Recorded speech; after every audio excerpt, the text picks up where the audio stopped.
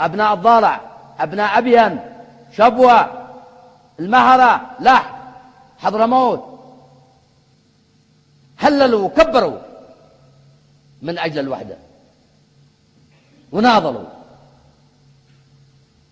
قلة قليلة سيئين في أي محافظة، في أي مديرية، مثل ما في المحافظة الشمالية السيئين، أو يشتري عيد الإمامة من فاطمة.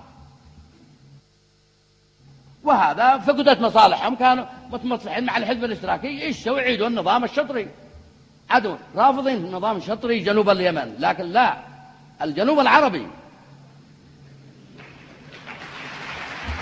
الجنوب العربي ما عاد يشتري يفصل، حد يفصل يده من جسمه إلا هؤلاء المغفلين. وأنا أقول لهم في ردفان، وأقول لهم في الضالع وفي أبين، هؤلاء بيضحوا بكم محاربين.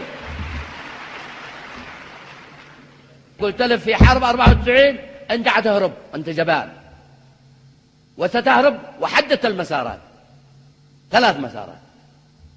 جزء منكم حيهرب عن طريق جيبوتي البحر، 1، 2 حيهرب عن طريق الشرورة، 3 حيهرب عن طريق عمان. هذا ما تم، لأنهم هم كاسبين، هم يريدوا سلطة ويضحوا بالبسطاء بعامة الناس.